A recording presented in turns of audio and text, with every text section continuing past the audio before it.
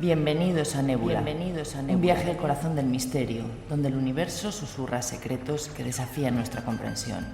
Somos Raúl Sacrest y Patricia Alonso, tus guías en esta travesía por lo desconocido, donde las estrellas no solo iluminan el cielo, sino también los enigmas que guardan.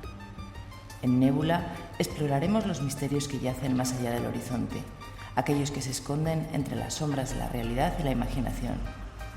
Desde antiguas civilizaciones que miraban al cielo buscando respuestas hasta fenómenos inexplicables que continúan desafiando a la ciencia moderna.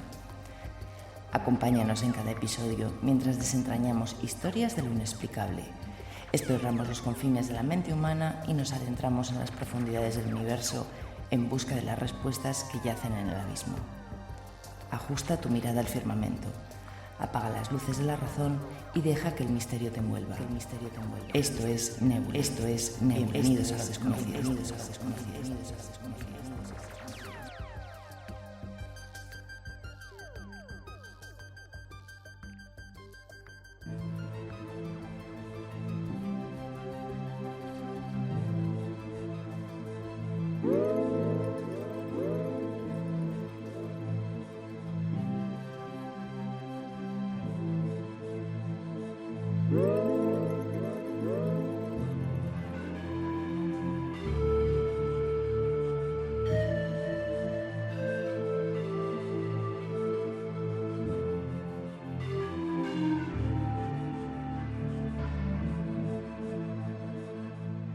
Montserrat se alza como un santuario imponente y al mismo tiempo como un laberinto insondable.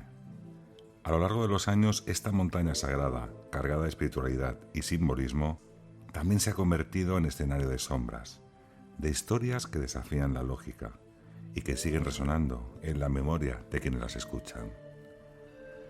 No solo leyendas de luces en el cielo o testimonios de presencias inexplicables, la realidad es más dura. Personas que un día entraron en la montaña y nunca regresaron. Algunas aparecieron tiempo después, tristemente sin vida, como si Montserrat hubiera querido ocultarlas en su interior, antes de volverlas al mundo. Otras jamás fueron encontradas, dejando tras de sí un silencio que duele y un misterio que crece. Montserrat fascina, pero también impone respeto. Es un lugar donde la fe, el enigma y la tragedia conviven, y donde cada desaparición, cada visión extraña, refuerza la sensación de que esta montaña guarda secretos que aún están lejos de ser comprendidos.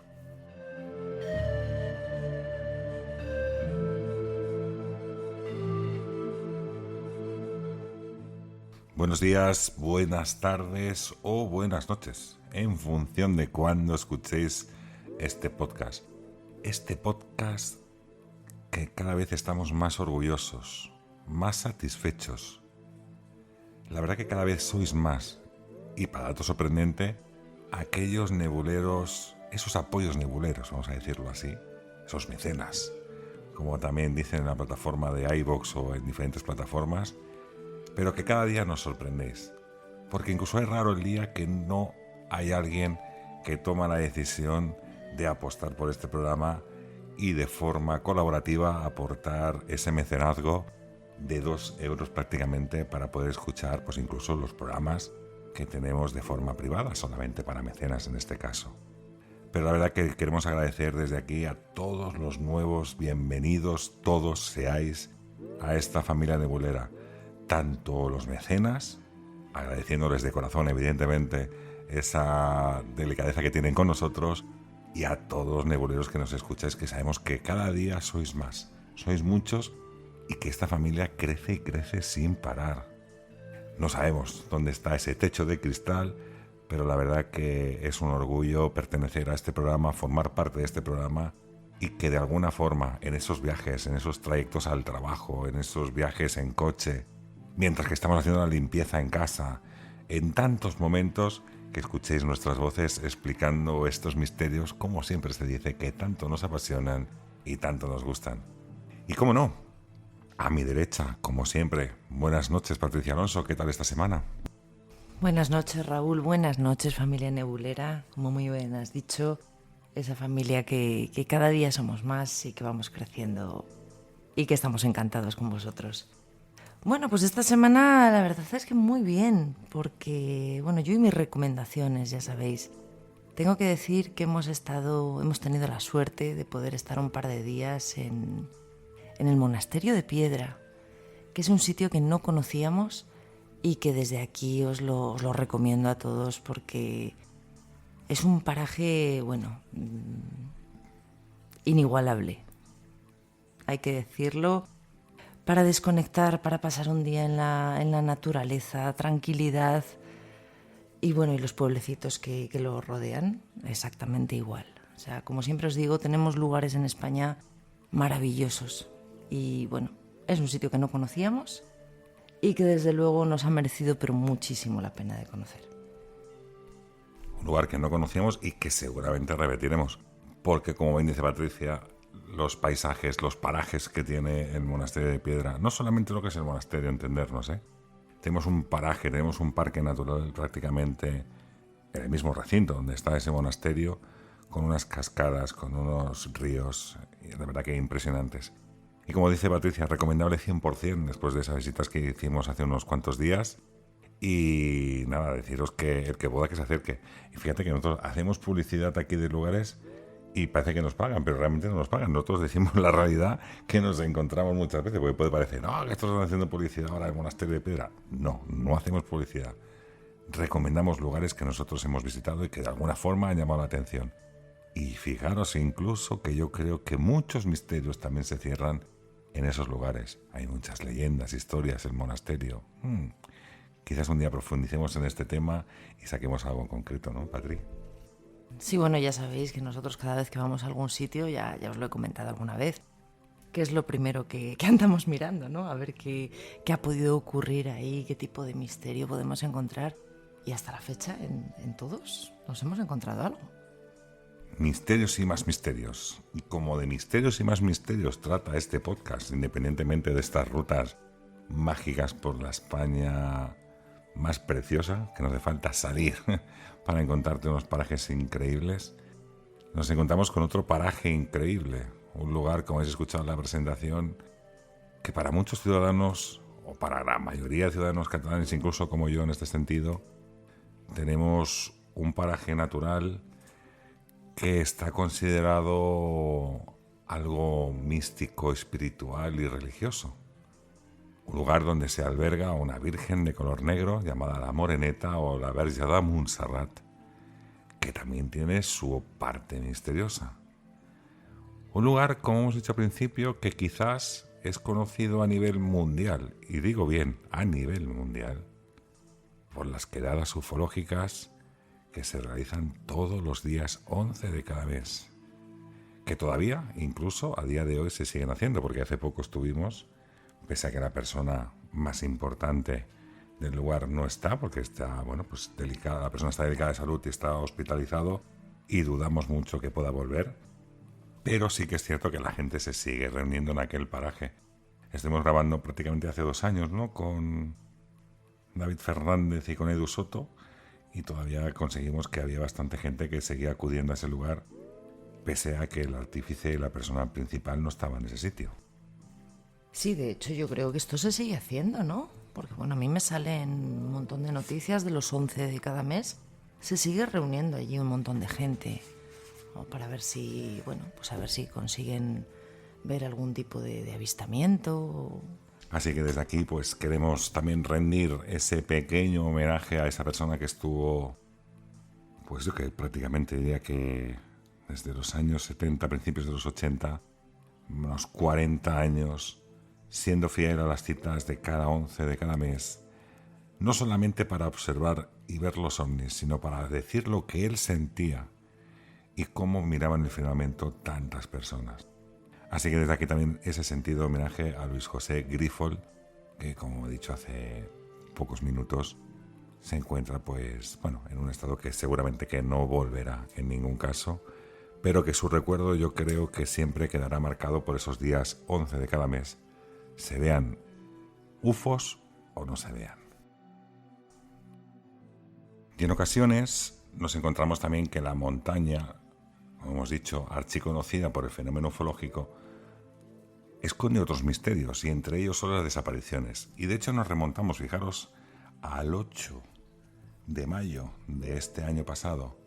De los primeros programas quizás que hicimos también, que hicimos el ¿Dónde están los desaparecidos en los picos de Europa?, donde hablamos del niño Germán Quintana, que desapareció de forma extraña. Bueno, pues claro, evidentemente, si nos referimos en este caso a la montaña de Montserrat, tenemos una cantidad enorme de desapariciones y de muertes un tanto peculiares o un tanto extrañas. De hecho, incluso tenemos una última desaparición que ocurrió el 12 de enero de este mismo año. Y la prensa relataba lo siguiente: la tarde de este domingo ha traído consigo el desenlace más triste posible para los familiares y amigos del joven de 25 años, que se encontraba desaparecido desde el sábado de la zona comprendida en Vacarisas, el Vallés Occidental y en la montaña de Montserrat. El amplio dispositivo de búsqueda de los servicios de emergencia habían puesto en marcha durante las últimas horas y consiguió localizar su cuerpo sin vida en una zona cercana a la Santa Cova de Montserrat, según ha explicado los bomberos de la Generalitat de Cataluña. Así que imaginemos que uno se plantea el hacer este programa de desaparecidos en la propia montaña de Montserrat. Cuando empezamos a buscar de nuevo aquella información, nos encontramos que prácticamente hace unos pocos meses la montaña sesgó la vida de otra persona, incluso que llegó a desaparecer durante unas horas, pero que por desgracia apareció ya tristemente fallecida. Así que nos vamos a meter de lleno en estas investigaciones, en estos casos extraños que se han dado. Circunstancias que de alguna manera, como hemos dicho al principio cuando he hecho la presentación, la montaña parece que se traga a esas personas. Primero las llama, se las traga, desaparecen y en ocasiones, y en unas sí y en otras no, aparecen a lo largo del tiempo. Así que empezamos este viaje. Nos trasladamos directamente a la Cataluña más mística y más mágica. Nos trasladamos a la montaña cumbre, aparte del Canigó, de todos los catalanes, la montaña de Montserrat.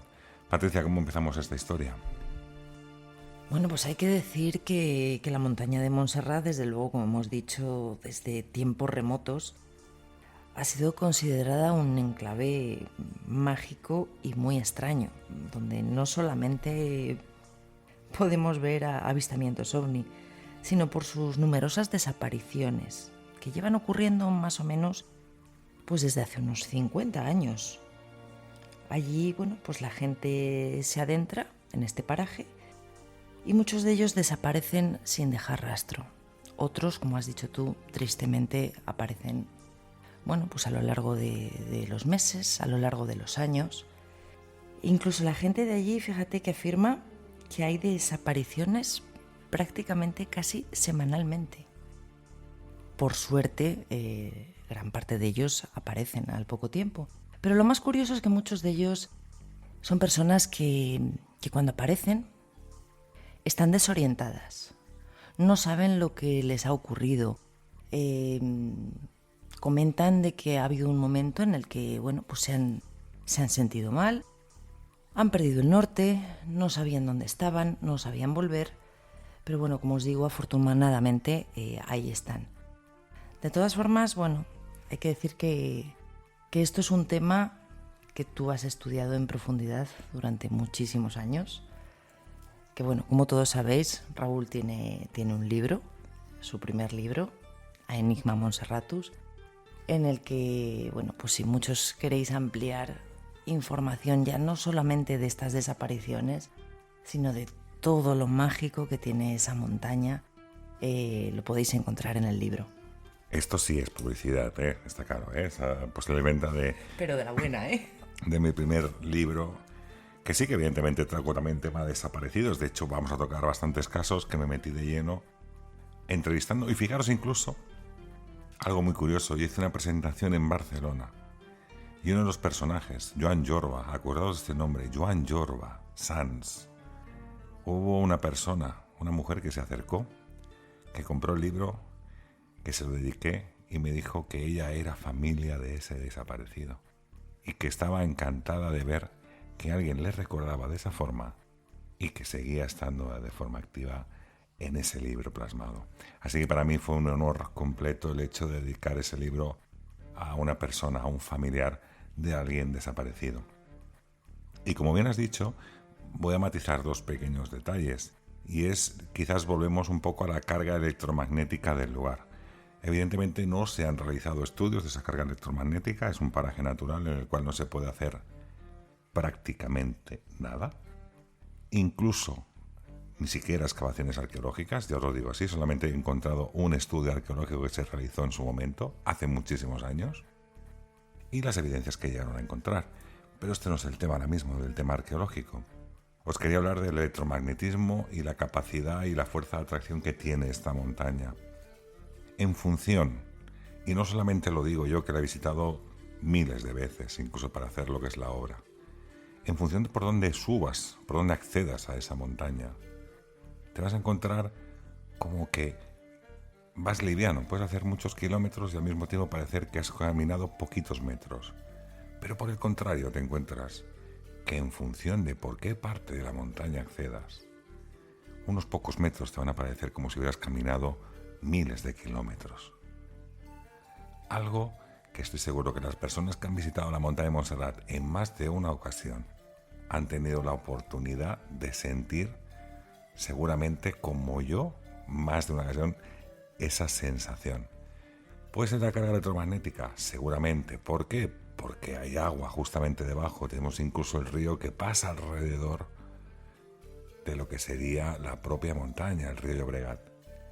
Pero vamos a meternos de lleno en esa atracción que tiene, porque muchas de las apariciones tienen un punto que es afín en todos, y es que la montaña de alguna forma llama a las personas que poco tiempo después acaban desapareciendo. Bienvenidos a Nébula, un viaje al corazón del misterio, donde el universo susurra secretos que desafían nuestra comprensión. Somos Raúl Sacrest y Patricia Alonso, tus guías en esta travesía por lo desconocido, donde las estrellas no solo iluminan el cielo, sino también los enigmas que guardan. Montserrat se encuentra a unos 50 kilómetros al noroeste de Barcelona, entre Anoia, del Bajo Llobregat, y del, no sé si lo digo bien, Raúl, del Vallès. Del Vallès. Del Vallès. Del Baix Llobregat y del Vallès. Vale. Tiene una altura de 1.236 metros, 10 kilómetros de largo y 5 de ancho. Y bueno, pues como os hemos dicho, está considerada la montaña más significativa de Cataluña. Y fijaros que al año, entre turistas y escaladores, pues recibirá como más de 2,5 millones de visitas. Y aquí viene uno de los datos muy curiosos que a mí me llamaron mucho la atención. Se dice que la montaña por dentro es hueca y que en su interior podría haber hasta un lago subterráneo. Es algo que a día de hoy todavía no se ha podido verificar, ya que bueno, pues el acceso al interior de la montaña es prácticamente imposible.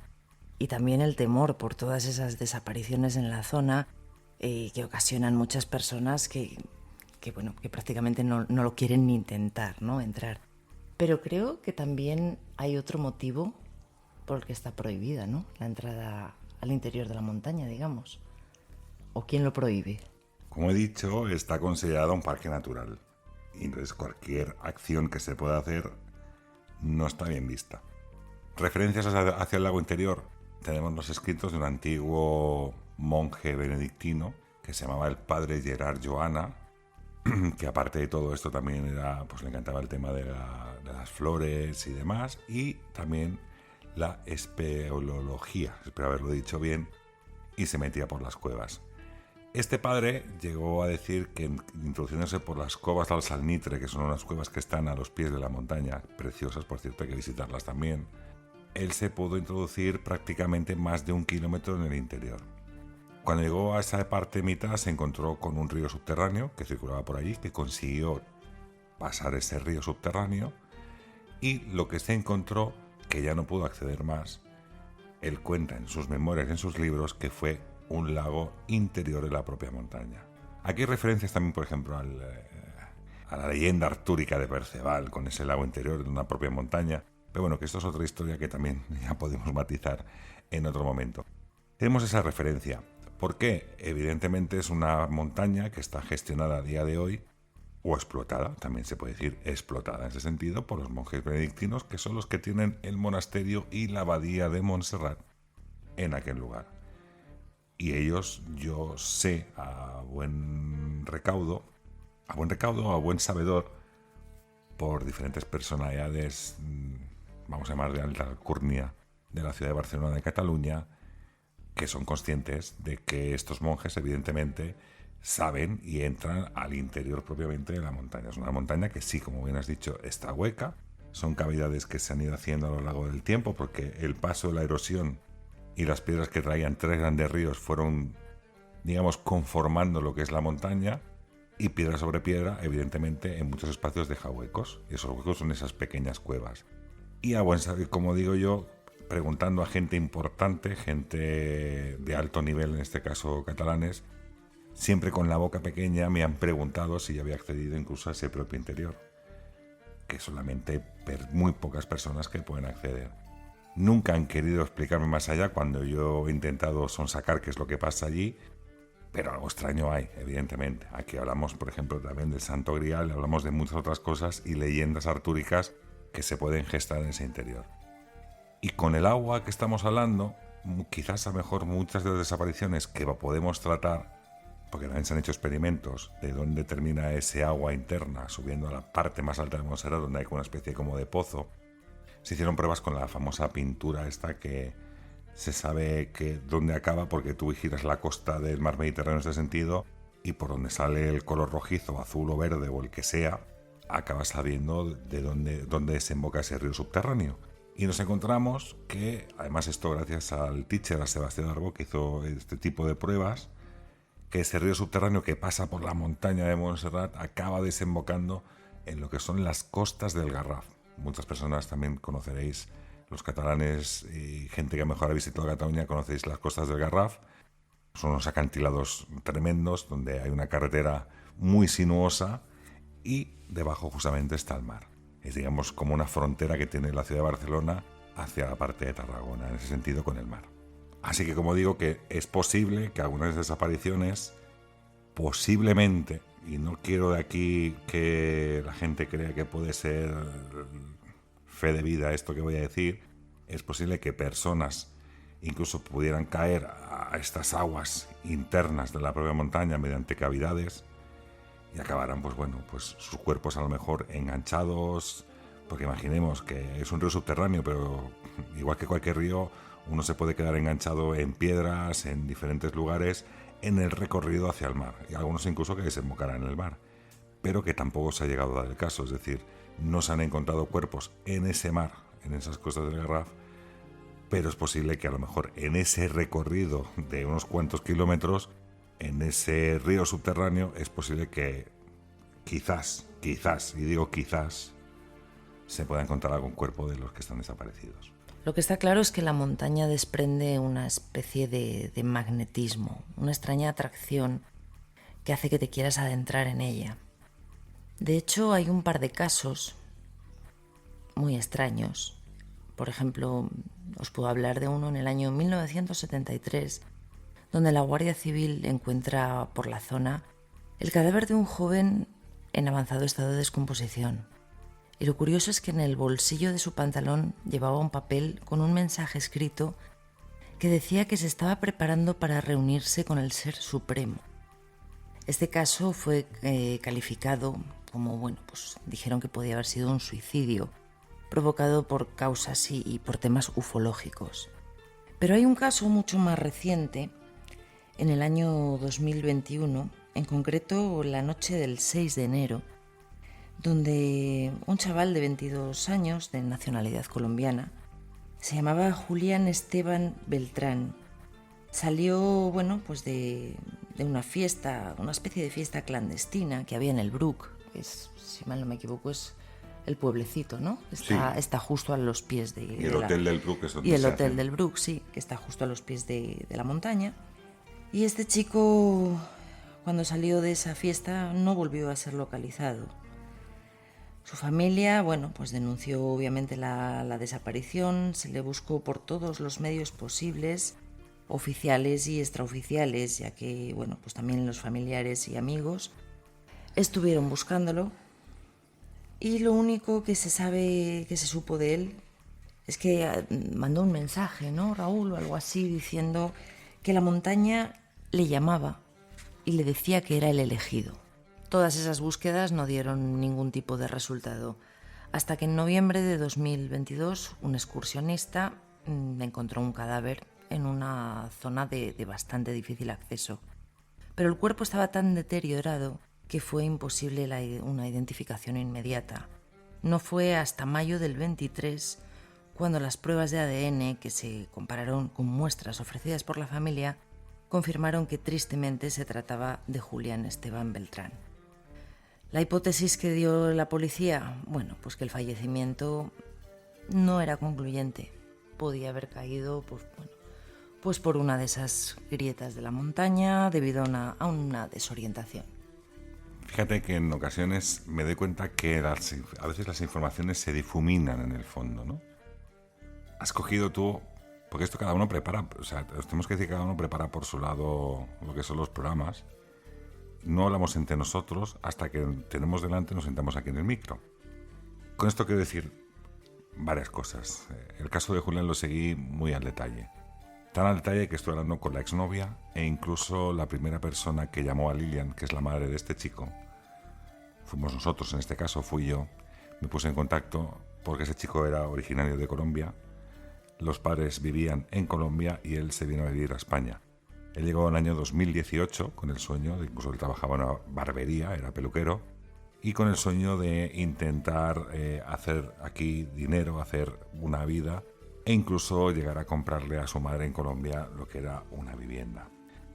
Bueno, hay parte, como has dicho tú, que sí es así y parte que no es del todo. Primero, evidentemente se fue a una fiesta que era del todo ilegal. Recordemos que en el año 2021 estamos en pleno estallido COVID, vamos a llamarlo de alguna forma, el 6 del 1 del 2021, una fiesta ilegal en una casa del Bruc, y cuando él va con un amigo, hacía pocos meses que se había separado, que ya no estaba junto con su novia, con la chica que yo estuve hablando, y se va con un amigo.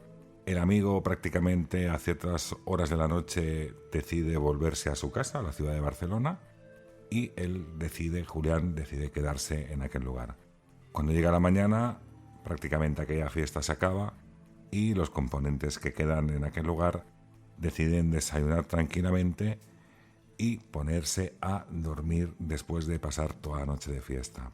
Es en ese momento cuando aquellos amigos ven que Julián, prácticamente en mangas de camisa o de jersey, sin coger su chaqueta, sin coger documentación, sin coger básicamente nada, toma una decisión y les dice a todos: la montaña me está llamando, tengo que ir a la montaña. Esto imaginar que la gente luego hablaba del tema del alcohol, las drogas y demás, y que el tío se quedaría flipado. Os tengo que decir que, como os he dicho, que de las primeras entrevistas que se le realiza a Lilian, a la madre, y también a la exnovia, en este caso fui yo junto con Sebastián Darbo, en el programa de Misterios con Sebastián Darbo en RAC-Q. Julián no era conocedor, o por lo menos el tema paranormal, ufológico, pues ni le llamaba la atención, ni nunca había hecho mención alguna al referente de todo esto. Algo extraño que dijera eso.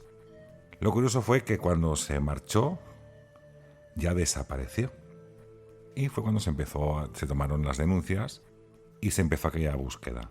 Evidentemente, tanto bomberos, policía de montaña, los servicios de emergencia, conocían exactamente la casa donde salió y donde pudo acceder al macizo y a la montaña de Montserrat.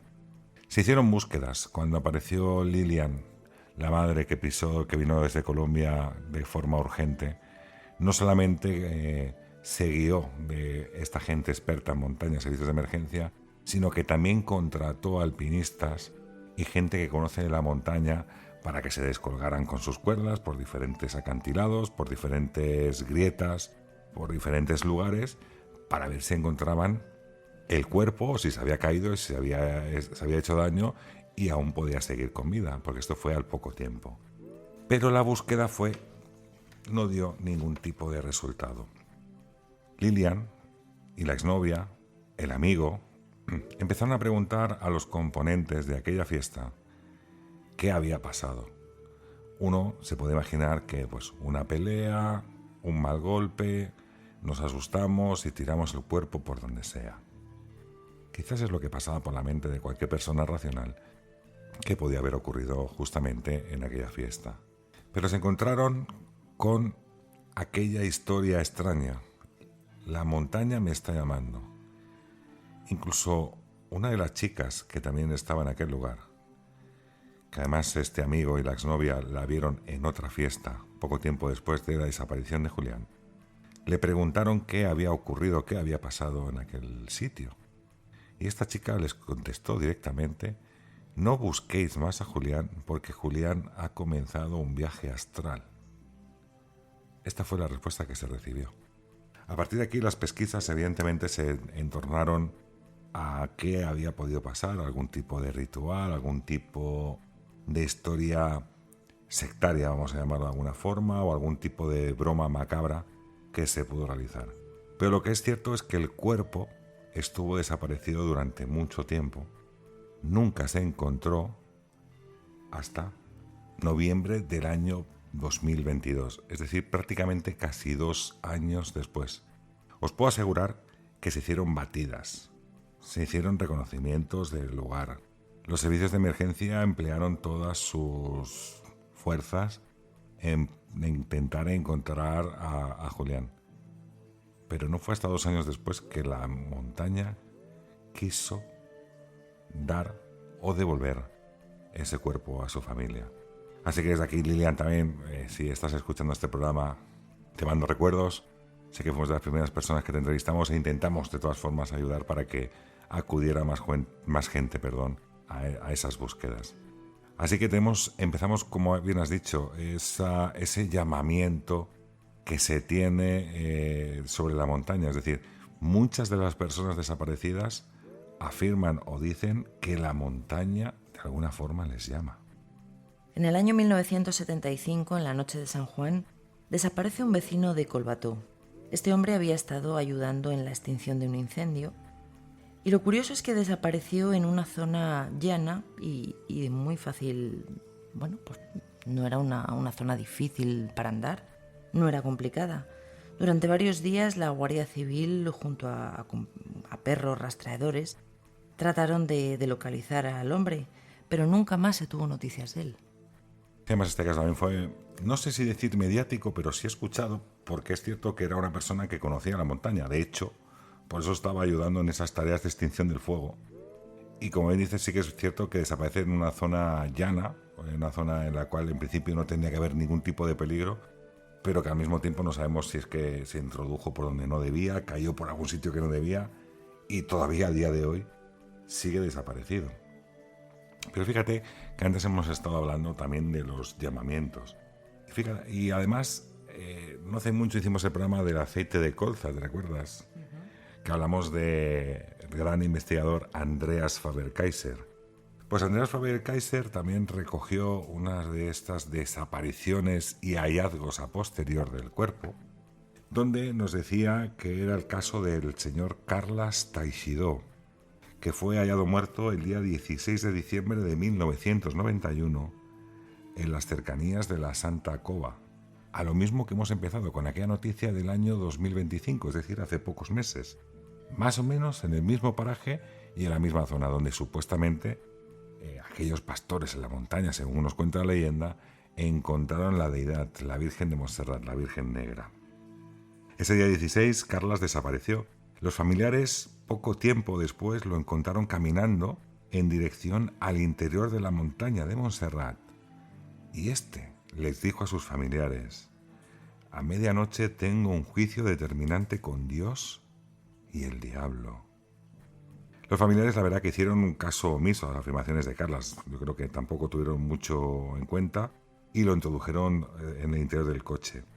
Apenas había recorrido unos pocos kilómetros y, aprovechando una de las paradas que hace el vehículo, en un semáforo, en un stop, vaya usted a saber, este hombre, este Carles Teixidó, salió del coche y se volvió a introducir directamente en el interior de la montaña de Montserrat, en aquel macizo.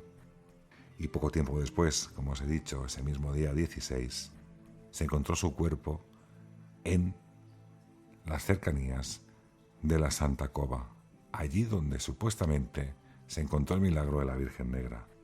Pero quedaos con la frase: a medianoche tengo un juicio determinante con Dios y el diablo. Y fijaros el efecto que puede tener esta montaña. Y ya nos viajamos también al año 1985, donde una mujer llamada Amparo Bielda Puig desaparece en la montaña de Montserrat. Esta mujer, fijaros que en varias ocasiones había comentado a una amiga suya que cuando subía a la montaña y pasaba por diferentes cuevas o grutas, sentía la necesidad de introducirse en ellas, como si algo del propio interior de la montaña hiciera mella en estas personas para que se introdujeran en el propio interior. Poco tiempo después, Amparo, en una de estas visitas a la propia montaña que salía a pasear, nunca más volvió. Quizás tuvo la necesidad imperiosa, como decía ella, de introducirse en aquellas cuevas o en las grietas. La verdad que no lo sabemos. Lo que sí que sabemos es aquellos comentarios que le hacía la amiga, esa necesidad imperiosa de introducirse en el interior de la propia montaña, y que en uno de esos viajes, en uno de esos paseos, acabó entrando en una de ellas. O eso es lo que podemos entender. Pero fijaros que también llegó en esta investigación a mis oídos una desaparición un tanto extraña de un señor que se llamaba Ricardo Flavia Pons. Pues bien, este caso es tan sencillo como explicar que durante bastante tiempo estuvo un coche aparcado en uno de los parkings de la propia montaña de Montserrat, hasta que los guardas de seguridad dijeron: bueno, este coche está aquí abandonado, no sabemos de quién es, y como consiguiente llamaron a las autoridades. Se presentó la policía en ese sentido y encontró el vehículo completamente abierto, con las llaves puestas, con la documentación en la guantera, como si la persona que había llegado en ese vehículo hubiese salido corriendo por pánico o por miedo, dejando todo abierto, incluso las llaves puestas. A día de hoy, esta persona, este Ricardo Flavia Pons, sigue siendo una de las personas desaparecidas, porque desapareció en aquel lugar, o por lo menos queremos creer que su coche, que apareció en la montaña de Montserrat, tuvo que ver algo en esa desaparición, porque no se sabe nada del señor Ricardo desde esos años hasta la actualidad. Sí, y además hay que decir que este caso que tú acabas de contar, cuando uno de los helicópteros de búsqueda salieron a buscar a este hombre, divisaron en una zona de difícil acceso a un hombre haciendo señales de socorro. Pensaban que se trataba de este desaparecido del que tú nos acabas de hablar. Entonces dieron aviso a los servicios terrestres para ir a su rescate. Pero la sorpresa fue que este era otro hombre, uno que llevaba perdido 3 días en la zona y no encontraba el camino de regreso, estaba desorientado.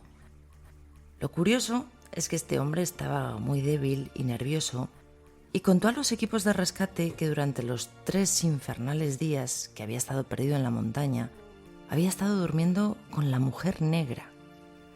Y cuando los equipos de rescate llegaron al lugar que les había indicado, encontraron un cadáver momificado de una mujer que había desaparecido hacía más de 3 años. Bien, pues recuerdo perfectamente este caso, porque además salió en las noticias que este hombre, dentro de estar... Pero bueno, vamos a hacer 2 pequeños matices. El primero, hemos dicho en un primer momento que la montaña tiene 10 kilómetros de longitud por 5 de ancho. Esto va a decir que una persona se tiene que desorientar muchísimo para no encontrarse en 3 días. Imaginar 10 kilómetros y desde ciertas alturas tú puedes ver las poblaciones que están colindantes y sobre todo cuando llega la noche, porque estás a cierta altura y tú puedes ver dónde están las poblaciones, para que al día siguiente uno pueda descender y bajar por un sitio más o menos adecuado. Pero como bien dices, se dijo que esa mujer, él decía, no decía que era una mujer negra, él la confundía directamente con la protectora de la montaña, con la Virgen de Montserrat, que también era de color negro. Entonces él se quedó en esa cueva porque pensaba que esa desaparecida, además era una mujer inglesa que había desaparecido hacía unos 3 o 4 años, que había quedado en estado momificado por el tema de la humedad y dentro de la cueva, que la estaba confundiendo con la deidad. Y por eso no se movía de esa cueva esperando de que esa virgen o esa mujer acabaría llamando a los servicios de emergencia para que lo encontraran. O sea, imaginar la historia rocambolesca. Como os he dicho, 10 kilómetros de largo por 5 de ancho. Estás en una cueva donde tienes un cadáver momificado negro que estás confundiendo directamente con la propia Virgen de Montserrat y que al mismo tiempo estás tan desorientado que eres incapaz de encontrar dónde estás situado. Se me hace extraño. Por esto decía antes el tema del magnetismo, de cómo encontrarte, cómo uno se encuentra cuando está en la montaña o en ciertas partes de la montaña. Es muy curioso, como os decía. Yo creo que visitarla, pero con cuidado, hay que visitarla para tener y notar esas sensaciones. Mire, desde aquí me voy a lanzar a contar una historia que es cierto que yo no he encontrado datos, pero que al mismo tiempo es bastante recurrente, por lo menos en Cataluña se conoce mucho la historia o se ha hablado, sobre todo en lo que es el entorno. Fijaos que el entorno de la montaña de Montserrat, hablando de la ufología y hablando incluso de estas desapariciones, es bastante común. Es decir, la prensa del lugar recoge esta serie de acontecimientos, pero es cierto que no se expande al resto de, por ejemplo, de la península ibérica. Se queda bastante cerrado el tema de desapariciones. Imaginad todo lo que os estamos diciendo y seguramente que la mayoría de vosotros del resto de España, que no vivíais en Cataluña, en la montaña de Montserrat, no conocíais la cantidad de casos que estamos narrando aquí, más todavía los que nos quedan. Pues esta historia viene relacionada también con que un grupo de chicas, de 3 chicas, extranjeras, estaban de visita en la montaña de Montserrat. Ellas dicen que estaban paseando y que de golpe entraron en una especie como de niebla. Cabe decir que sí que es cierto que, por ejemplo, en Montserrat, muchos de los días, cualquier persona que visite, que pase por el lugar, siempre tiene como nubes en el entorno, es decir, que tiene como esa niebla. Bueno, pues estas chicas se introdujeron en aquella niebla. Y curiosamente, cuando salieron de aquella niebla, aparecieron en una población a más de 70 kilómetros de distancia de la montaña de Montserrat. Según el relato que tenían ellas, prácticamente habían pasado unos pocos minutos, pero en cambio habían caminado más de 70 kilómetros. Ellas dijeron que en ningún momento tuvieron la conciencia de que se desplazaban de la montaña de Montserrat, pero al mismo tiempo aparecieron en otra población lejana. Según las noticias que tenemos, estas chicas estuvieron desaparecidas a lo largo de 3 días. Al mismo, ellas relatan que prácticamente pasaron unas 2 o 3 horas de ese camino que tuvieron envueltas en la niebla. Como digo, es una historia que os traigo aquí directamente, pero que al mismo tiempo no os puedo certificar, como os he dicho, nombres y apellidos de todos los desaparecidos y los casos como se han ido dando en concreto que os hemos narrado aquí. Pero además yo creo que también tienes tú también por algo a una chica también que desapareció, ¿no? O algo así. Sí, es que son innumerables los casos que hay. Yo también tengo por aquí una chica francesa de 16 años que, bueno, pues estaba realizando una excursión con el colegio y al parecer se separó del grupo y desapareció. Los padres inmediatamente se desplazaron hacia el lugar para ayudar con las tareas de búsqueda y con todos los trámites, pero de esta chica nunca más se supo nada. Imaginar que podemos tener en la montaña de Montserrat la magnificencia de esa montaña, con esas formas extrañas, con esas formas únicas, mágica, considerada desde la antigüedad, desde los primeros pobladores de la zona, y al mismo tiempo maldita. Estamos hablando de muchas desapariciones, de muchas muertes, de juicios, de la montaña me llama. Y hablando de Francia, tenemos un caso muy curioso que también tiempo después se ha podido recuperar el cuerpo. esos típicos casos que la montaña se traga a la persona y aunque la tecnología, y digo bien, la tecnología la usamos para intentar localizar a estas personas, la montaña tiene la capacidad incluso de tapar esa tecnología actual que tenemos y hablamos de los GPS. Sí, el caso este del que hablas, del chico francés, es el de Damien Vigorós. Bueno, pues un chico de 31 años que desapareció el 5 de octubre de 2014. Salió a hacer una ruta, él solo, por el macizo de Montserrat. Y bueno, pues es otra de las personas que nunca más regresó. Obviamente su ausencia fue denunciada, se realizaron también innumerables búsquedas, todas ellas sin ningún resultado. Hasta que en febrero de 2022 un senderista halló una bota con restos óseos en su interior, en la zona del Camí del Sat, que hay que decir que es una zona por lo visto de muy difícil acceso. Tras nuevos rastreos encontraron más restos, a los cuales le realizaron las pruebas de ADN, confirmando tristemente que los restos eran de Damien.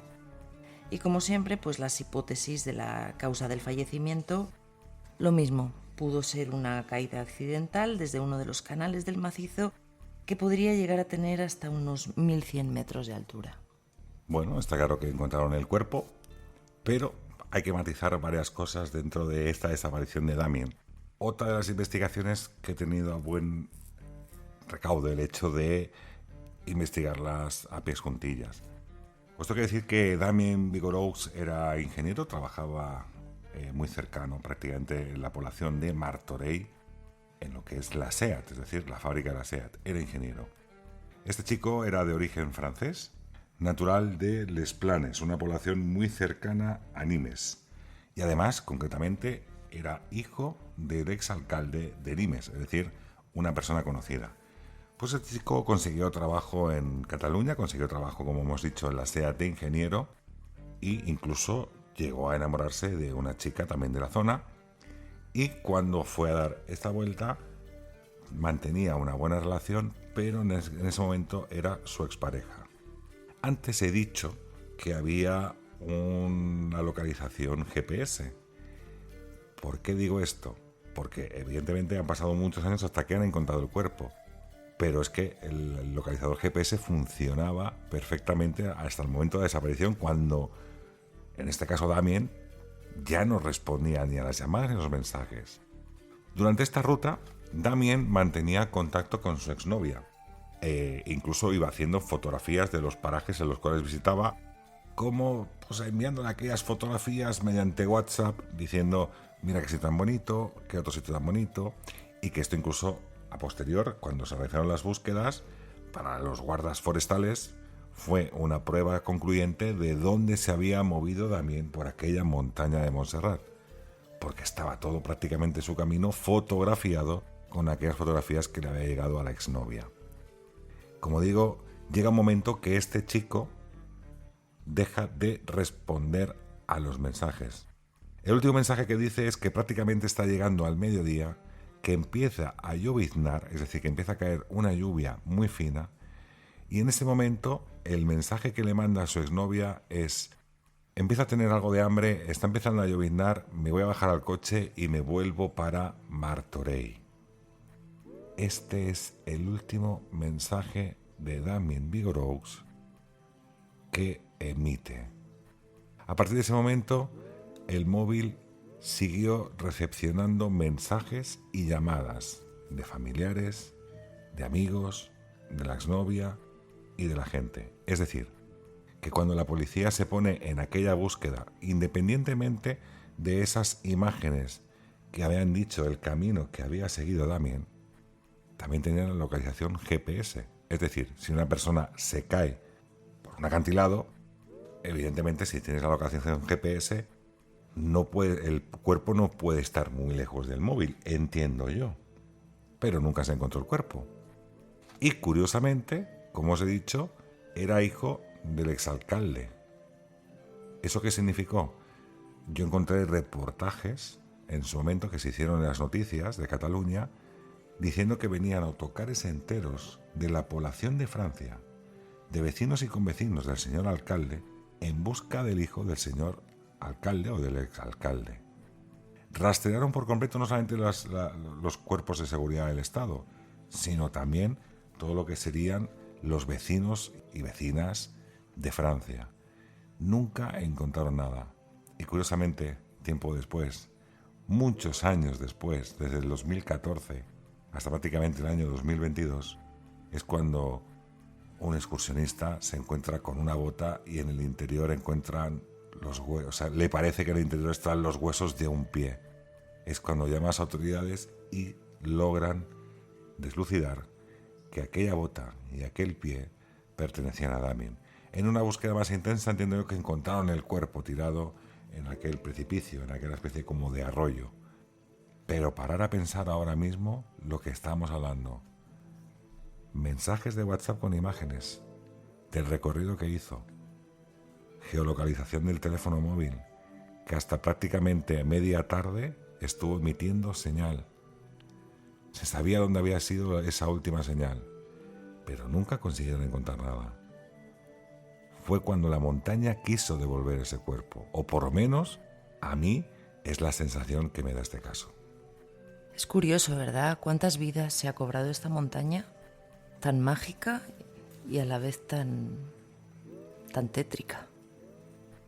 Tenemos otro caso, por ejemplo, el de una chica de 18 años llamada Gloria, que desapareció cerca de Olesa de Montserrat, a la que poco después un pastor se la encontró vagando por uno de los bosques con síntomas de desorientación.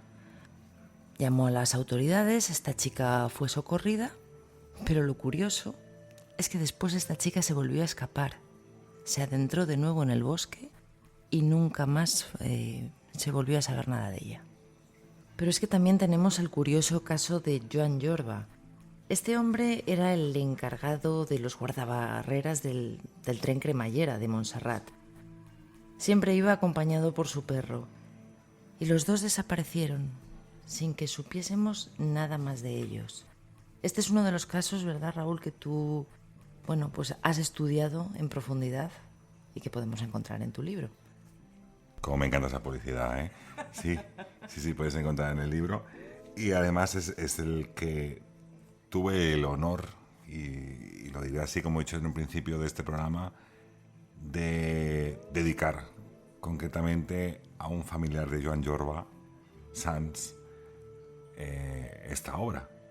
Además fue la presentación en Barcelona en Magic Internacional y es que gente súper interesante. De hecho, acuérdate que también conocimos a uno de la tribu de los... A un dogón. A un dogón. Conocimos a un dogón. Que se nos escapó porque me pedía mi teléfono móvil y es verdad que le dije el correo electrónico y si nos estás escuchando ponte en contacto con nosotros porque es que yo quiero una entrevista con un dogón con aquello de Sirio A y Sirio B. Pero bueno, me estoy yendo un poco por los cerros de Úbeda o quizás por los cerros de África, en este caso con los dogones. Pero sí, es un caso que más allá incluso de la propia desaparición, a mí me encantó por la propia vida de este buen hombre. Porque este buen hombre trabajaba en el tren cremallera, pero no en el de Montserrat, sino en el de Núria, es decir, en la otra parte, prácticamente en los Pirineos. Pero Joan, en 1938, siendo maquinista de ese tren cremallera, padeció un grave accidente. Un accidente que fue una descarga eléctrica. Imaginar lo que puede ser una descarga eléctrica de un tren cremallera.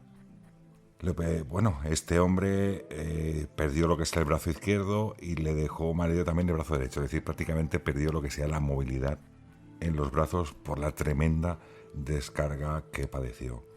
Con este contratiempo se trasladó hasta la población de Monistrol de Montserrat, donde vivía su sobrina, y para recibir los cuidados y recuperarse de este trágico accidente, evidentemente con la ayuda de un familiar. Joan, cuando se recuperó, insistió a la compañía ferroviaria en sus ganas de querer volver a trabajar. No se veía en esa vicisitud de quedarse ya prácticamente jubilado. Fue tal decisión e insistencia que tuvo este hombre que el ferrocarril lo contrató de nuevo para controlar el paso a nivel del tren cremallera de Montserrat, aprovechando que en ese momento vivía en Monistrol de Montserrat, prácticamente muy cercano. Joan era conocedor de la historia del tren cremallera y del nuevo puesto laboral que tenía. Y optó por llevarse cada día a sus 2 perros, que llamaba Bobby y Cookie. Aquí viene la historia que me gustaba a mí. Tengo que decir que este hombre, que el anterior guardabarreras, el señor Gardillón, siempre realizaba sus labores acompañado de su perro, que lo subía en un pedestal y simulaba ser el guarda. Y entonces el señor Joan lo que hizo fue, también con sus 2 perros llamados Cookie y Bobby, enseñarles del mismo modo. Es decir, que le ponía una capa a cada perro ferroviario, le ponía unas gafas adaptadas también de ferroviario y lo que sería una gorra. Cada vez que llegaba el tren cremallera, aquellos perros levantaban la pata y saludaban a todos los viajeros, y estos viajeros le echaban monedas a lo que sean los perrillos, por la gracia que hacía verlos disfrazados de esa forma y cómo les saludaba a su llegada a la montaña de Montserrat. Hay que decir que incluso cuando estos perros ya fallecieron y Joan, como diremos ahora, también desapareció en la montaña de Montserrat, tuvieron a bien el hecho de poner pues un pequeño recordatorio en ese paso a nivel de su paso, del paso de Cookie, de Bobby y del paso de Joan Jorba.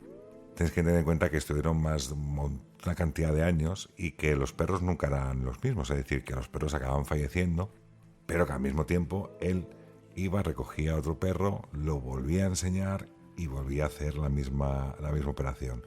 Y siempre llevaba 2 pues, para que no se cansaran. Entonces él ponía, hola, me llamo Cookie, o hola, me llamo Bobby, dentro de lo que sería aquel imaginario que había montado este hombre allí.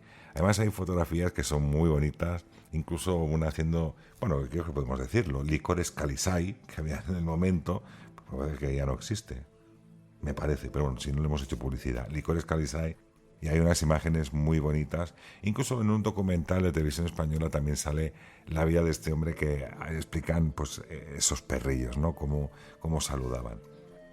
Pero la desgracia vuelve a acudir al trabajo, en este caso de Joan Jorba.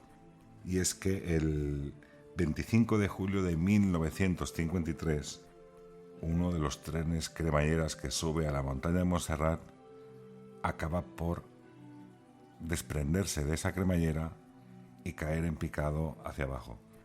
Incluso la habilidad que tuvo incluso uno de los conductores que también iba detrás del tren cremallera que se desprendió salvó más vidas, pero sí que es cierto que se contaron 8 muertos, entre ellos 2 niños y más de 50 o 60 heridos con cierta gravedad, incluso complicados. ¿Qué pasó? Que esto lo que hizo fue que en 1957, el 12 de mayo de 1957, ante los costes que había tenido por las vidas perdidas y el miedo que había supuesto incluso, entiendo yo, a la población de que no cogían ese tren cremallera, la empresa ferroviaria decidió cancelar y cerrar el servicio hasta nuevo aviso. Y esto fue una jubilación ya anticipada que tuvo Joan Jorba. Es decir, en un primer momento era maquinista, era su pasión, tiene un accidente eléctrico, lo trasladan a Montserrat y ahí también luego ocurre un accidente que lo que hace es, su destino está marcado en prejubilarse o jubilarse antes de tiempo. Pero no es hasta 1982 que Joan Jorba se levanta en su casa y, como por arte de magia o por arte divino de la propia montaña, toma la decisión y dice en su casa que necesita acudir a la montaña, dar una vuelta, y que quiere ir a la montaña, y nadie lo sacó de ahí. Coge a uno de sus perros, no sé si Cookie, no sé si Bobby, a uno de sus perros. Quizás el otro había fallecido, entonces tan solo le quedaba este. Habían pasado muchos años desde que ocurrió el accidente hasta que ocurrió esa desaparición. Pues este señor Joan Jorba sube a la montaña y es lo último que conocemos de él y del perro que le acompañaba. La familia estuvo buscando más de 3 meses consecutivos a Joan Jorba, aquella incluso que me pidió que dedicara el libro. Esos familiares. 3 meses seguidos. Imaginar también una persona archiconocida en la propia montaña de Montserrat durante muchísimos años. Fue el guardabarreras, que llevaba aquellos perros que levantaban la patita, vestidos de ferroviarios, a todos los niños y personas que visitaban la montaña. La búsqueda fue intensa, fue increíble, pero nunca se encontró nada. Y lo que más llama mi atención no es que desaparezca Joan Jorba Sans. Lo que llama mi atención es que desaparezca él y que desaparezca Cookie o Bobby, el perro que le acompañaba. Porque los perros sí que tienen la tendencia a que se ocurra una desgracia, más estos perros que están tan enseñados a buscar ayuda. Si Joan se cae por un precipicio, el perro, ¿queréis decir que va detrás? ¿Se tira también por el precipicio? ¿O va a buscar ayuda? ¿O intenta descender? El perro también se acaba suicidando, vamos a llamarlo así, después de que su dueño se suicide. Se suicida o se caiga, vamos a llamarlo así. Pero el perro sí se acaba suicidando. A mí se me hace difícil de comprender, difícil de entender. No que desaparezca Joan, insisto, pero sí que desaparezca incluso su perro. Yo no sé cómo tú ves esta desaparición. Bueno, yo creo que todas estas desapariciones tienen algo de misterio. Hay muchos que habrán sido accidentes, pero ha habido gente también, ¿no? Gente especializada que estaba yendo por la montaña, que sabían los caminos y dices, bueno, así de repente que se metan en una de las grietas, que caigan por ahí. O sea, ¿qué les ha podido pasar? Lo que hablábamos antes, ¿no? De esa especie de desorientación que la gente siente o ese malestar. No sé, es todo muy curioso. Yo tengo que decir que tuvimos la suerte de poder pasar un fin de semana en la montaña, de poder dormir allí durante todo el fin de semana. Yo no sé si allí hay algo mágico o no, pero sí que os puedo decir que creo que es uno de los muy poquitos sitios que en mi vida he llegado a escuchar el silencio. Bueno, y ya para finalizar, yo creo que tenemos un caso bastante mediático en este sentido, que sería el último, que no digamos que puede ser como una desaparición, pero sí que puede ser una muerte de alta extrañeza, o por lo menos así es como lo tildan muchos medios. Bueno, yo creo que este caso, fíjate, más que tener un misterio ahí envuelto de la propia montaña, yo me inclinaría más a misterios y... Bueno, por inclinarse igual se cayó. Sí, efectivamente, por inclinarse. Sí, chiste un poco... Un chiste muy malo, Raúl. Pero vamos, yo no sé, yo me tiraría más a intereses ocultos familiares. ¿Qué quieres que te diga? Porque os estamos hablando ni más ni menos que de Isaac Andic, un hombre de 71 años que seguramente, bueno, pues todos recordáis el caso porque es de hace poquito tiempo, es del 14 de diciembre del 2024. ¿Y este hombre quién era? Pues ni más ni menos que el fundador de Mango. O sea, digamos que el hombre pobre no era. Las cosas como son. Entonces esto, pues como os hemos dicho, no es que haya sido un caso de desaparición, sino de una muerte accidental un poco extraña, ¿no? De hecho, ha sido cubierto el caso por medios nacionales e internacionales, bueno, pues debido al perfil público de este hombre y que el suceso realmente generó mucha cobertura y muchas especulaciones. Bueno, no deja de ser curioso que sea lo que sea, siéndome que ocurra también en la propia montaña de Montserrat, ¿no? No deja de ser una de las curiosidades, este caso concreto, de una persona, pues eso, fundador de Mango, y que ha quedado bastante relativizado. Es decir, se hablaban muchas hipótesis, incluso la posible criminal, en este caso por parte de la familia o de ciertos intereses ocultos, pero es cierto que se cerró el caso sin más, o por lo menos a los medios nunca más se ha relatado. Se quedó todo cerrado, cerca también que cayó por un precipicio cerca de las cuevas de Collbató, ¿no? Si no recuerdo mal. Sí, pero es que realmente la zona por la que estaban yendo, porque realmente lo que estaban era haciendo senderismo, o sea, tampoco es que se estuviesen metiendo por unos sitios ahí. Entonces eso es lo curioso, que era una zona que era muy difícil en la que te pudiese pasar algo, pero pasó. Bueno, yo creo que eso nunca se sabrá. Al igual que muchas desapariciones, como en este caso, por ejemplo, esta última que hemos relatado de Joan Jorba Sans, que Desde 1982 hasta la actualidad han pasado muchísimos años. Nunca se ha encontrado ni el cuerpo de Cookie o Bobby ni su cuerpo. Y tantos otros. Porque imaginar que hemos dicho, yo creo que los casos más punteros o los casos quizás más conocidos. Pero como hemos empezado este programa, cuando hemos hecho una búsqueda actual, nos hemos encontrado que en enero del 25 ocurrió otra desaparición y encontraron la víctima poco tiempo después. La montaña de Montserrat no perdona a depende de las personas de la forma que tienen de entrar, sobre todo cuando esa montaña les llama. Así que si alguno de los oyentes escucha de la montaña como si Montserrat les llamara, os pido un favor, no acudáis porque al parecer las sorpresas que vienen no son nada agradables. En Montserrat, cada roca guarda un eco, cada sendero parece susurrar preguntas sin respuesta. Las desapariciones aquí no son solo cifras ni nombres en un registro. Son familias enteras esperando un regreso. Son historias interrumpidas. Son abrazos pendientes. El misterio de esta montaña nos recuerda lo frágil y lo infinito de la vida.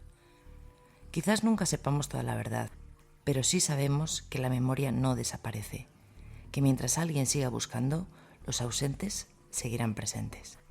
Montserrat se alza silenciosa entre la fe y el enigma, como un recordatorio de que algunos misterios están hechos para no resolverse y sobre todo para tocarnos el corazón.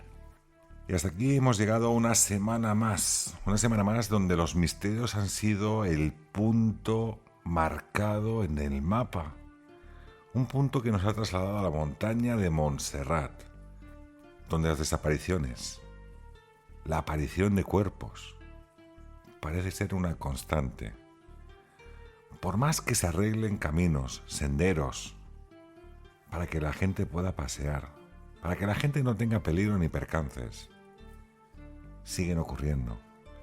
Donde la tecnología en ocasiones no tiene utilidad en buscar a alguien que ha desaparecido, como el caso de Vigorous. La montaña guarda muchos misterios. Los desaparecidos seguirán estando y por las noticias se siguen dando. Nos escuchamos dentro de 7 días, donde Nébula volverá desde el firmamento hacia la tierra para narrar y escuchar esos misterios que tanto nos gustan y tanto nos apasionan. Y de nuevo, solamente deciros gracias a todos los apoyos nebuleros que nos estéis sorprendiendo gratamente, ya no solo por el importe de esos 2 euros, sino por la fe que le ponéis a que este programa continúe emitiéndose cada jueves a partir de las 7:30 de la tarde. Y como recompensa, podemos prometer y prometemos que en breve, brevísimo, tendréis un capítulo extra que yo creo que lo vais a disfrutar mucho. Nos vemos en 7 días. Hasta luego.